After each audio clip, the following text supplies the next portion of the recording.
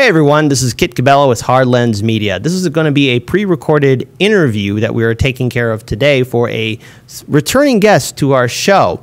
Her name is Imani Oakley, and she is actually going to be running in New Jersey. Of course, I'm always open to having many political candidates on our show so that we can hear what the issues they're fighting for and why they are running. So again, this is a pre-recorded interview because I believe tomorrow at 7 a.m. Eastern Standard Time, you will be making that announcement. So let's just go ahead and get things started with the first question. First, Imani, why all the secrecy? And then number two, what are you running for? And can you explain to our viewers and subscribers, the importance of why you're deciding to get yourself involved into, I guess, American politics? Sure. First of all, thank you for having me back. It was a great time being on your show, the first time talking about our governor's race and the ballot line. And listen, New Jersey is an extreme machine party boss establishment state. Our machine, similar to Chicago, has a very strong machine Tammany Hall style of politics. And the reason we're trying to keep this down as much as possible, which thank you so much for, airing this after our announcement. But the reason we're trying to keep this down is we're trying to hit them kind of in their blind spot here. The earlier that you kind of give them a whiff that you're going to be running a leftist insurgent campaign against one of their establishment incumbents, they start doing all sorts of stuff with their resources. They start fundraising for that candidate like crazy. They start trying to bury you in the press. They start to really try to hit you in different ways that really just are not advantageous to your campaign. And so the reason we're having some secrecy around this is because we want to make sure we have the best showing and kind of catch the machine standing on their heels, essentially. So that's why there's a little bit of secrecy around this, which touches actually, interestingly enough, around why I'm running. In New Jersey, we have one of the most corrupt, not only ballot designs out of all the states, but also some of the most corrupt politics and some of the most exploitative politics in the entire country. The incumbent that I'm running against, interestingly enough, before he even became a congressman, as a county commissioner, he was one of the original politicians responsible for bringing ICE contracts to New Jersey. And now, as a congressman, when different immigrants' rights groups go to him, when different activists go to him, and they say, hey, listen, we need you to do something about ICE. We need you to abolish ICE. We need you to vote against the funding of ICE. He literally shuns them away, tells them these ICE facilities aren't in my district, and then just ignores their emails and their calls. This is a guy that has sat in Congress for nearly a decade. After inheriting his seat from his father had the seat before him, and he's just been living as a comfortable establishment Dem for 10 years, doing things like ignoring immigrants' rights groups when it comes to ICE. Similarly, the incumbent that I'm running against has not signed on to a Green New Deal, nor has he actually introduced any legislation with regards to fixing the environment. Right now in this district, we have two very severe environmental problems. One, with the air quality in the area. We consistently receive Ds and Fs with regards to various air quality rankings because we are a pretty industrialized area. And there's a lot of car transportation. We don't have electric bus fleets nor electric train fleets. And so a lot of these emissions go into the air in times where it's hot, like the summer, like right now. Those pollutants get trapped in the air by the heat, and it causes severe asthma, especially in children. It severely irritates any lung deficiency, like lung cancer or what have you. It severely adds the dangers of being hospitalized or even death with regards to that. And again, we have a guy who has not signed on to a Green New Deal, nor done any environmental legislation of his own. Similarly, we have a severe issue with lead in our district. Not only in the water, because we have old lead pipes, again, very old industrial area that I'm running in, New Jersey's 10th congressional district, but we also have it in the paint, in old homes and old buildings, as well as the soil, because again, you have factories and they're doing things with lead and it gets in the soil. You have to actually uproot the soil and replace it in order to fix that problem. What money has he brought How much has he been fighting to get the problem solved all across the country? Nothing. He hasn't even signed on to a Green New Deal. Somebody like that does not deserve a congressional seat. Moreover, another severe issue that we have here is that New Jersey is one of the few states that has yet to fully recover after the housing crisis of the early 2000s. And a lot of the issues surrounding that with regards to foreclosure and mortgage issues, where a lot of mostly Black and brown older folks are losing their homes because of the games that banks play with lending and mortgages. Now, again, with this, we have a sitting congressman who has not introduced any legislation with regards to holding banks accountable. And this district, for a long time, up until 2019, was #1 in the entire nation for foreclosure issues. Now, why would you have a congressman that sits there, keeps his seat warm, and does absolutely nothing about this problem? It's offensive, actually, to constituents of this district. And so I'm running because I know that I can represent the people of this district the way they deserve to be represented. Number one, I've lived in this district literally my entire life, with the exception of 4 years, which I'll go into in a second. But I moved from the apartment down the street from the house I'm actually talking to you in now. And when I nearly lost this home that I'm sitting in right now to foreclosure, just like many people in this district, I actually had to move out for a bit with my mom to live in a small apartment in Newark, while my brother moved his entire family here and helped pay on the house. And him and my mom kind of like did this deal where both of them paid on the house, while my mom was also paying rent, and I didn't have a job at the time because I was in school, in order to save our home, right? And this is not unique. Again, my story of nearly losing my house is not unique to this district. And we have a congressman that did nothing about that. So number one, I can intimately relate to the people of this district. I also am an asthmatic. I've been an asthmatic all my life. And so I understand not being able to go outside because our air quality is so bad I could end up in the hospital. I actually have to stay inside on some days so I will not have an asthma attack.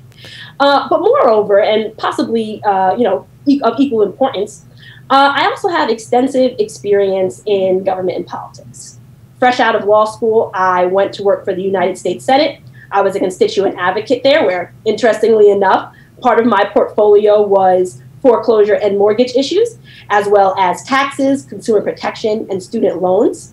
Additionally, from there, I went on to work for the New Jersey legislature, where I was the deputy chief of staff for an assemblywoman, where I worked on issues regarding millionaires tax, as well as legalization of marijuana. And from there, I went on to be the legislative director for New Jersey Working Families, where I worked on a bunch of pro-democracy issues, from fighting the patronage and cronyism that exists in our state to fighting to change New Jersey's corrupt ballot design. And then from there, I went on to be the first dean of movement building for Movement School, which is an organization that teaches people from marginalized backgrounds how to actually run progressive campaigns and win them. I also started one of the first leftist podcasts focused on purely New Jersey and exposing the corruption around the various parties and party bosses and machine politics that goes on here. And so I think with a background like that, not only am I equipped to beat Donald Payne, but I'm also equipped to take up the mantle of being a congresswoman and truly fight for the people that need it most in this district. All right, and for this congressional district, what is the district number for it? And then with a follow-up question, you have mentioned before that there are some election integrity issues in the state of New Jersey, something that we saw firsthand with Bernie Sanders throughout his election in 2016 and in 2020. We've seen numerous other congressional candidates who were progressive, who ran in the Democratic Party and deal with other election integrity issues.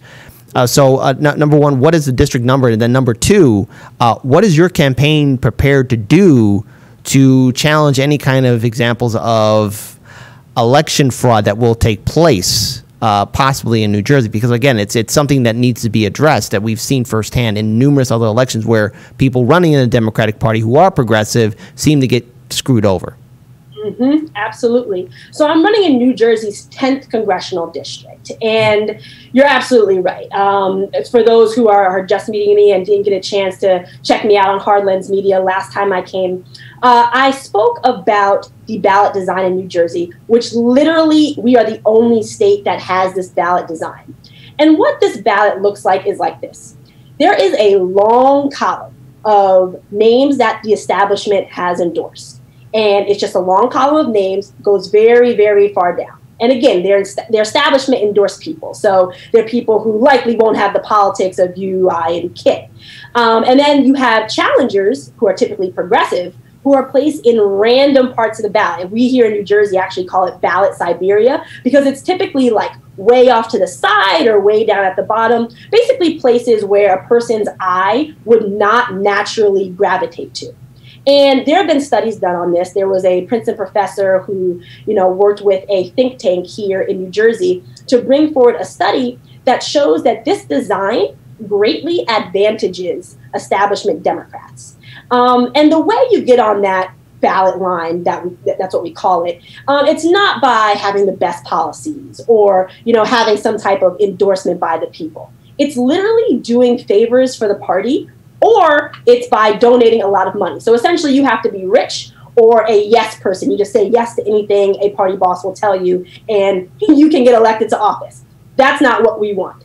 And so in the past, this has been really, really detrimental to progressive challengers. I mean, you can look at the 2020 example of this, which I showed in the last episode, where you see Bernie Sanders, again, a progressive champion, a legitimate candidate, who's way off to the side and there's random space all around him. He's by himself. And then you see Joe Biden, who was the establishment pick in New Jersey, in this long column of folks. And regardless of whether your pick was for Bernie or for Joe, the fact of the matter is voters should be able to see the correct type of ballot, which is where you have the name of the position and then you have everybody running for that position under it. And everybody should have an equal chance to have their candidate put forward. Mm-hmm. And part of the advantage is that psychologically, voters will see that long column and say, you know what, I think these are probably, why would they all be in this long column if they weren't like the official Democrats or something? So people usually vote down it thinking like, I'm doing my civic duty, I'm doing my good job as a Democrat, and they vote right down that column. But the other thing that causes issues is that it contributes to voter confusion. I actually had an aunt who looked at that and she wanted to vote for Bernie Sanders. Bernie Sanders was her candidate. But she also wanted to vote for Booker and she wanted to vote for her congressperson at the time and on down in different places. And she became confused because she was like, well, I want to vote for these folks, but I also want to vote for Bernie. So am I allowed to do that?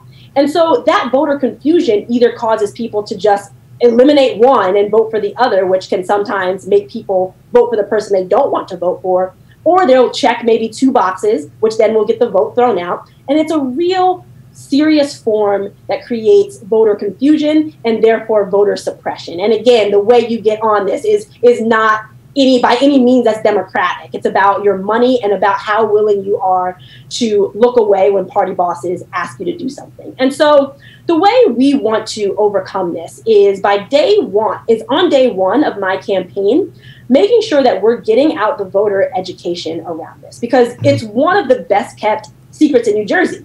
Most people, if you are not an academic or if you're not steeped in the political space, most people don't know about this. Mm-hmm. And so from day one, we are going to be talking to voters and educating them about this ballot design so they know that when it comes June 2022, they're likely going to have to search for me on that ballot, because I'm not going to get the establishment line. We know that already. But, right, wherever I may land, they're going to have to find me. And it's really critical that we make this a national issue, as well as educating voters around this form of voter suppression. Now, it's also important to note, and this is something that our audience has brought up numerous times with a lot of our progressive candidates, and especially our current congressmen and women and senators who are progressive. We're noticing now that they're starting to speak out, they're starting to push back, but it might be too little too late. And what's right now happening is, especially on social media, and of course what we're seeing in real life, is there's a growing fatigue of will our elected officials fight for us? Will there be any kind of bold action being taken place? And there was forced to vote for Medicare for all. There was forced to vote for 15 that was being promoted by TYT. And of course, right now we're seeing Chuck Schumer try and do his own version for forced to vote for an infrastructure bill. When it comes down to it, should you be able to win your election and you are sitting in Congress, will you stand in solidarity for a force to vote for Medicare for all, should it ever come up, or a force to vote for 15, or a force to vote for kind of an infrastructure? Because the thing is, we're seeing our elected officials kind of step back, especially progressives, for the establishment, and usually the GOP has the final say. Are you going to take that initiative to be aggressive with any kind of bold initiative to really inspire more people to get involved and actually fight for progressive policies? Because what we're seeing right now is almost nothing, and nothing's been promised or been followed through in, especially on the 2020 election cycle. So for one, I want to go on record and say I am pro Medicare for all, and I am actually pro $19 minimum wage. We are past the point where $15 minimum wage would be a living wage, especially here in such an expensive state like New Jersey. So I am actually for a $19 minimum wage. And with regards to fighting, let me draw some contrast here. About a couple of weeks ago, the current incumbent for this district that I'm running in showed up to the Homeland Security Committee literally in his underwear. The camera was on, he's crawling out of bed, and everybody else, all the other congressional representatives are, fully in their congressional suits, ready to, take on whatever issue of the day is, and he's climbing out of bed in his boxers. And here's the thing. Right now in this country, white supremacist violence is the #1 domestic terrorism threat. And the Homeland Security Committee is the committee that is responsible for handling that issue and creating solutions surrounding that issue. Somebody who shows up to a committee of that much importance in their underwear absolutely does not deserve to be in their seat. We saw how people stormed the Capitol building. We saw all the violence that white supremacists have facilitated, not only over the Trump administration, but really throughout the entirety of the history of this country. And for somebody to take their job so unseriously, to show up in their underwear, that is certainly not the type of person we need, and we do need a true fighter. And I will absolutely be that true fighter. For me, I am a very, very strategic person. I believe in getting the numbers up with regards to the progressive bloc, which is why I'm running, which is why I want to also say for any progressive candidate that is running across the country, we need to really make sure us leftists, us progressives, get out there and vote them into office. Because the critical thing with fighting for Medicare for all, with fighting for a $19 minimum wage, for fighting against white supremacist violence and domestic terrorism of that sort, is going to be our numbers in Congress. We get run over so often because we do not have the numbers. And we can create as much media awareness and go on talk shows and go on podcasts and all that we want to. At the end of the day, we need the voting numbers. And so with regards to taking on initiatives like that, I will certainly be a fighter for those issues. That is not a problem with me. I have never had an issue with standing up to the establishment, no matter what their titles are or how long they've been in office or in whatever position. I have absolutely no issue with doing that. And honestly, you can Google me and see that I have that record here in New Jersey. So I have no doubt that I'll be a fighter for these issues and continue to be once I'm elected. But it really is critical for us to get our numbers. And in order for us to get those numbers, we need to have people elected in. So please, please, please, I know, and I completely understand folks' fatigue around electoral politics. I truly, truly do. I mean, I've been fighting the machine in my state here, for years now. I can understand the frustration. But the first step in making sure that we have elected officials that do what we want is making sure that we get true, solid, blue progressive fighters into office, and that requires us to really show up and show out on election day. And it's good to know that where you stand on the issues. But I think, especially for those who are really growing critical and worn out by politics, especially what we went through 2016, 2018, 2020, and even this year as well. I think it's very important to bring up the issue that should a force of vote situation ever come up again, where progressives, let's say, who knows how this midterm will play out, where progressives do get the seats, and there is a scenario where there's a large voting block. Will there be an initiative to fight for Medicare for all, to really bring a vote for Medicare for all on the House floor? And would you be willing to put your name on the record to fight for Medicare for all that's right now in the House? Oh, absolutely. Yeah. Yeah, definitely. Especially if we have the numbers. But we need those numbers. That's really critical, first step number one. But once we have those numbers, absolutely. I mean, that's a no-brainer. Okay.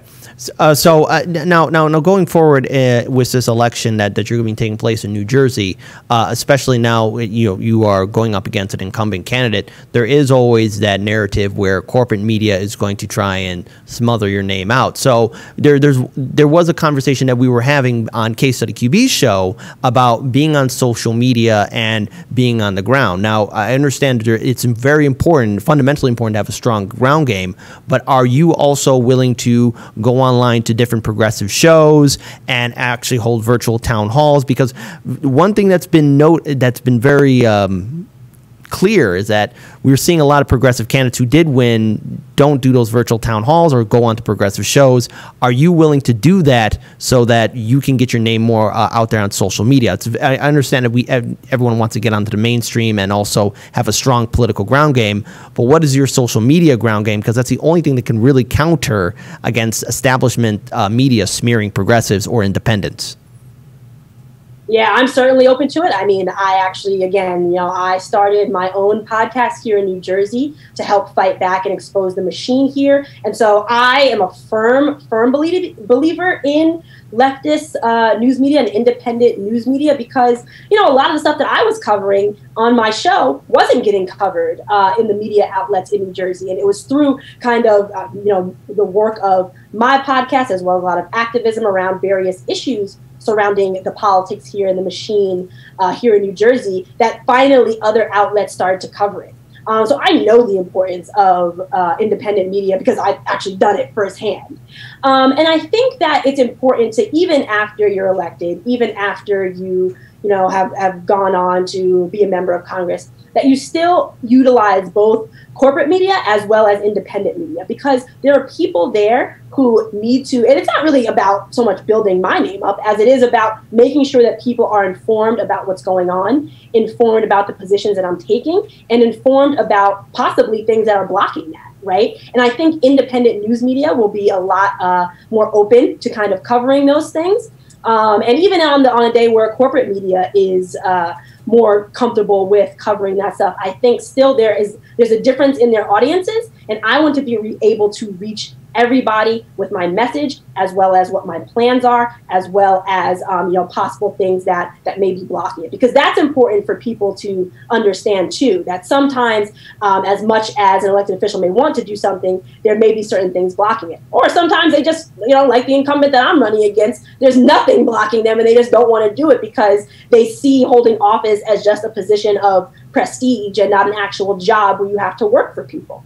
And so to answer your question straight, yes, absolutely, I'm willing to still continue to go on independent news media as well as corporate news media, because I think reaching people is critically important. And I know that firsthand because I actually was, for a time, an independent news source. All right. So I think for a final question, and again, I want to make very clear to our viewers that this is a pre-recorded interview. In fact, tomorrow, which will be Tuesday at 7 a.m. Eastern Standard Time, you'll be making your announcement. So I think it's very important for our viewers. Where can they go online and on social media to find your campaign website, to find your social media so that they can support you if they choose to, or if they know anyone that lives in New Jersey, they can perhaps direct them to your website so they can possibly help?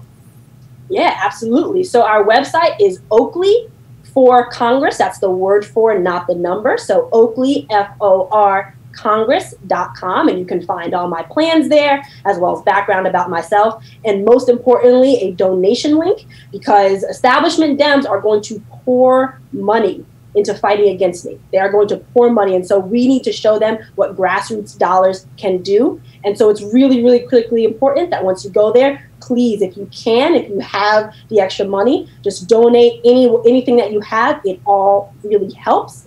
And then you can also find me on social media on my handle at my first name, Imani, my last name, Oakley, NJ10. So that's at Imani Oakley, NJ10. And we will be on Twitter, Facebook, IG, TikTok, and YouTube as well. All right. Well, thank you so much for joining us. Again, all the best to you on your campaign. I think we definitely need to put more people in office. I'm all in support for progressives running. And I know that while many people are right now being worn out, 2022 will be a very key midterm election cycle. And this is a time for progressives, independents, third-party candidates to step up and run for office and fight for a better future, be it at the local level, state level, or congressional level. So with that being said, all the best to you on your campaign. My name is Kit Cabello, the host of Hard Lens Media. Peace to you guys, and let us all do what we can to build a better future.